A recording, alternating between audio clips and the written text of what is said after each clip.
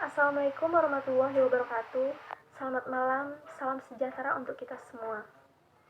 Perkenalkan, nama saya Novita Sari dari program studi Ilmu Administrasi Negara.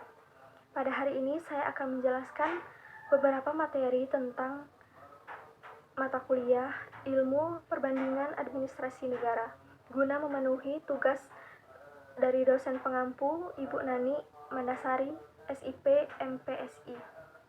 Baiklah, di sini saya akan menjelaskan materi tentang perbandingan administrasi negara.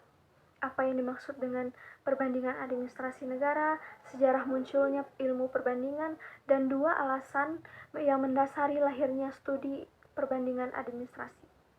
Sebelum kita masuk ke definisi perbandingan administrasi, ada baiknya kita mengetahui apa yang dimaksud dengan administrasi itu sendiri. Pengertian administrasi terbagi menjadi 2 arti, yaitu dalam arti sempit dan arti luas. Adapun dalam arti sempit yaitu tata usaha atau pengendalian, sedangkan dalam arti luas merupakan suatu proses yang ada pada setiap usaha, kelompok-kelompok baik pemerintah maupun swasta, baik sipil maupun militer, baik dalam ukuran besar maupun ukuran kecil, bentuk kerjasama untuk mencapai tujuannya.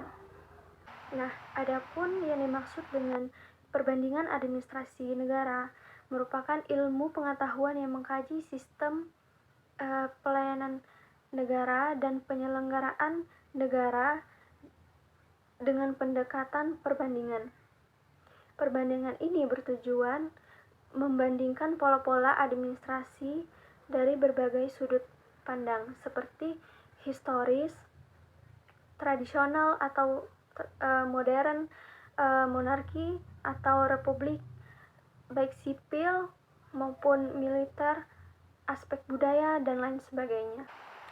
Latar belakang munculnya studi perbandingan administrasi secara historis, studi perbandingan administrasi muncul pada abad ke-20, relatif masih muda jika dibandingkan dengan ilmu-ilmu lainnya.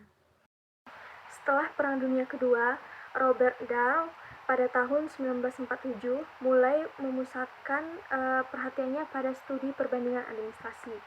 Perhatian tersebut mencapai puncaknya saat dalam konferensi Princeton pada tahun 1952, para pakar administrasi negara merumuskan tentang dalil-dalil yang digunakan dalam studi perbandingan administrasi negara.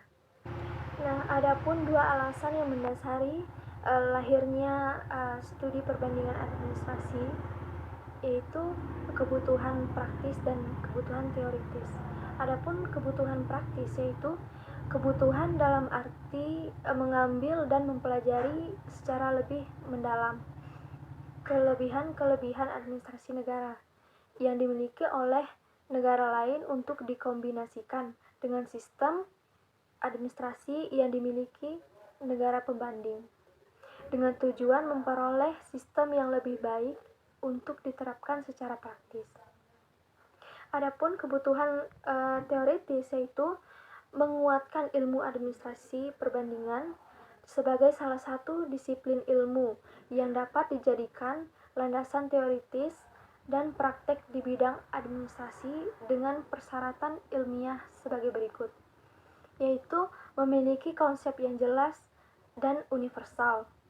Yang kedua merupakan hasil penelitian empiris yang diuji validitasnya, bersifat sistematik, metodologis, logis, konklusif, dan objektif.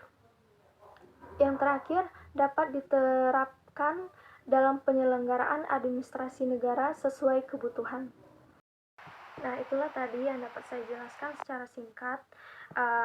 Jika terdapat kesalahan, saya mohon maaf. Assalamualaikum warahmatullahi wabarakatuh.